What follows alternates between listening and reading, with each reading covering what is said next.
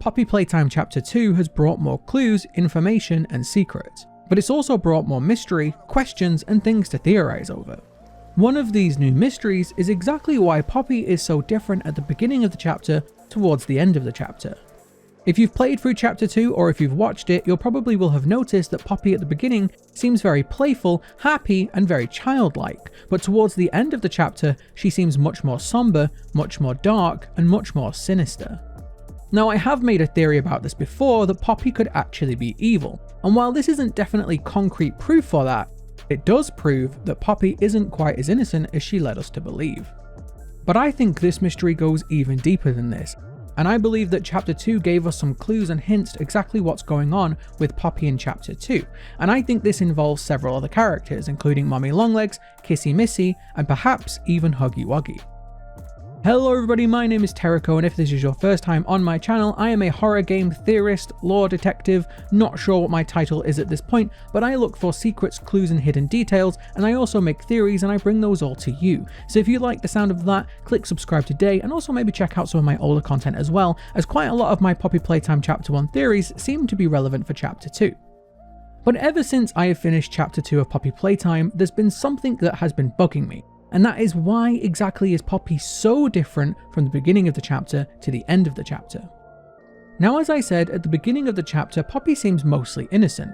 She seems very playful, but also mostly friendly. She seems to be wanting to help us, and she also says this very important line.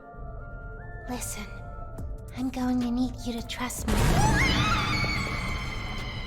Now, there is definitely an element of cheekiness here. It seems like Poppy wanted to jump scare us, which still seemed more playful, but it could have been a hint that later on she's going to be more evil, as I've said. But Poppy does have a very clear personality at this point. Now, at the end of the game, when we find her again and we rescue her, she seems very, very different. She speaks in this monotone way, and she definitely seems to be very upset, but I think it actually goes deeper than that.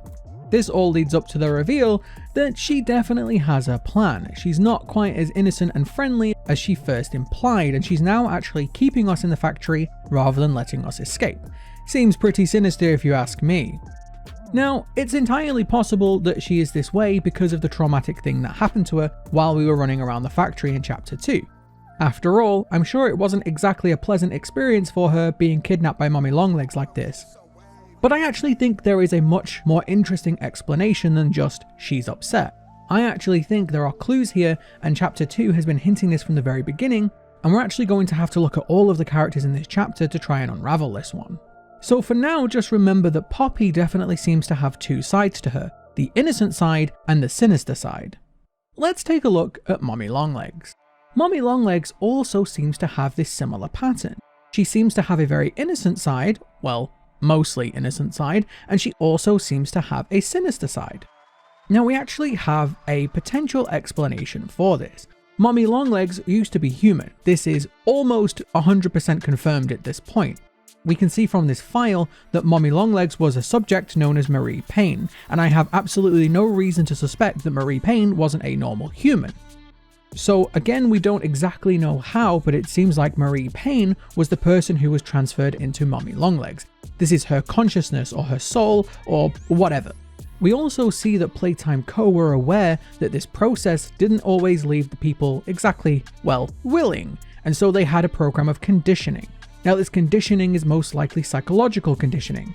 Conditioning in this case most likely being a synonym for brainwashing. This was a process most likely to change someone's personality or behaviors. After all, Mommy Longlegs being angry and aggressive isn't particularly a good look for Playtime Co. Even though it seems like Mommy Longlegs was never shown to the public, she was only held in this area, which I believe was not open to the public. This seems to be just a testing area for the orphans. But one really interesting point about Mommy Longlegs is that she actually has physical signs of when she's changing between her two personality types. Once she's friendly and playful, she has these eyes, which seem pretty normal. But once she gets more aggressive and more angry, her eyes change to this, signifying the two sides of her personality. But the most interesting thing about this is we almost have a very similar thing with Poppy, and this is something that I don't think anybody has pointed out yet. At the beginning of the chapter, you can see Poppy's eyes. They're very bright blue and they contrast with her bright red hair. But towards the end of chapter 2, after she's been captured by Mommy and we've freed her, her eyes are much, much bigger. it's entirely possible this was just a mistake by Mob Games. But I don't think so. I think this is a hint.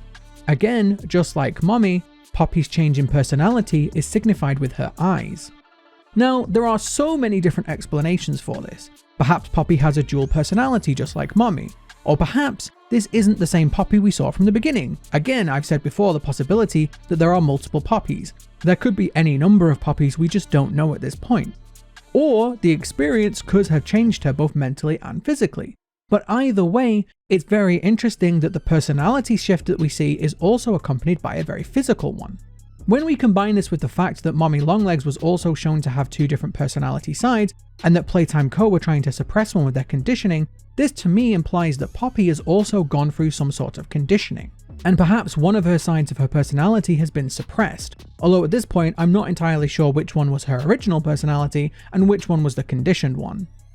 Okay, so these living dolls seem to have dual personalities. That could be very easily explained by their original human personality and their more artificial, created, conditioned personality that Playtime Co have installed into them. But I actually think it goes even further than that, and to get more evidence for this, we need to look at Kissy Missy.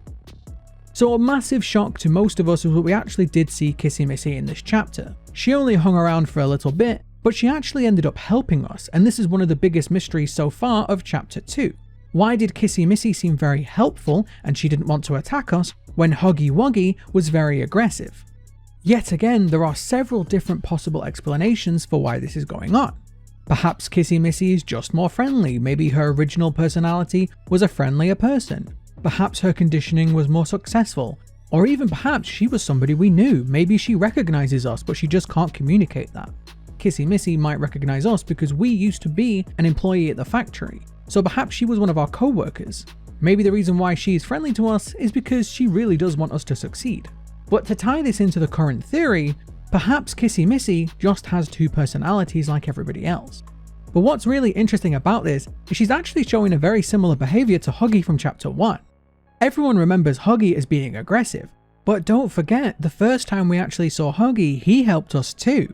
Remember, when we pressed the button, he gave us the key. Something which if he didn't do, we probably wouldn't have been able to explore much more into the factory. We would have been effectively kept out. He also disappeared, which means he was active and he was awake this entire time, and we also see him stalking us several times, but he didn't choose to attack. So yet again, Huggy has two personalities. He has his friendly, happy and playful personality, and then he has his angry and aggressive and lethal personality.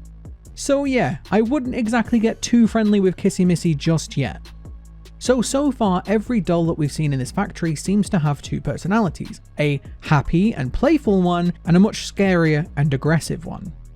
So how do we explain this? Well, in my honest opinion, the most likely explanation is that there are two competing personalities within every single doll.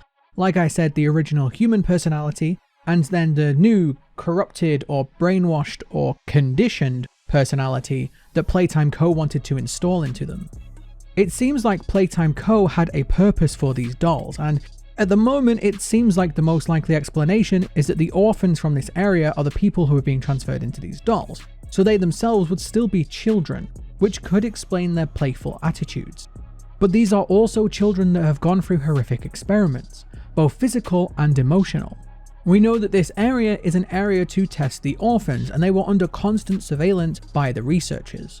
Remember, we saw a musical memory that these children were being exposed to some horrific words, and it seems like all three of these tests were designed to test who would be suitable for the transfer process. And we also have evidence that Poppy's transfer process wasn't exactly a pleasant experience, as you would probably expect. After all, imagine if your consciousness was transferred into a doll. I'm sure that would leave some lasting psychological damage. But then there's also another potential explanation, and although this is absolute speculation at this point, I think it's a very interesting theory, and that is that the process Playtime Co were using to condition these dolls didn't actually work. After all, the very first scientist tape did talk about a flaw in the scientific process, and we know that that was in relation to experiment 1006. Who's to say that there weren't more flaws in the scientific process? After all, this entire area of the factory is falling to bits. It doesn't seem like this was a professional operation. In fact, this seems even shadier than I first thought. There is also another very interesting point with this theory though. Taking another look at Kissy Missy, you can see that she struggles to press the lever for the first time. Now, this actually has many implications.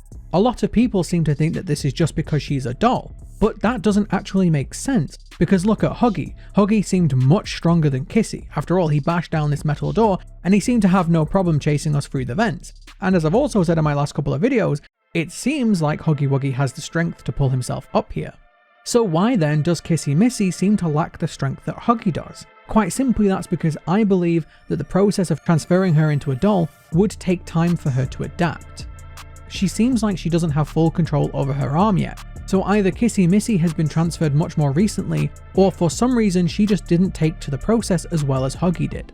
If Kissy Missy were transferred more recently, that would be very interesting. Since the staff disappeared 10 years ago, that could mean that one of the toys, probably Experiment 1006, was still creating new ones. And after all, we can see that the factory is in some way still operational, as new Bunzo Bunnies are still being created. So some of the machinery and some of the processes seem to be still active, and there is nothing to say that somebody or something doesn't have access to them. Either way, I find it very interesting that almost every character we've seen so far has two personalities. The only one we haven't seen the dark side of is Kissy, but everybody else seems to have two sides to them. And I really don't think this is a coincidence. I think this is going to be a key part of figuring out exactly what happened in Playtime Co. There we go, I hope you did enjoy this theory. Like I say, this is just one of many that I have coming on the channel, so make sure that you like this video if you enjoyed it. Leave me a comment, let me know what you think about my theory, and also consider subscribing if you haven't already, because I make plenty of content on Poppy Playtime and other games as well. Thank you very much for watching, and I will see you next time.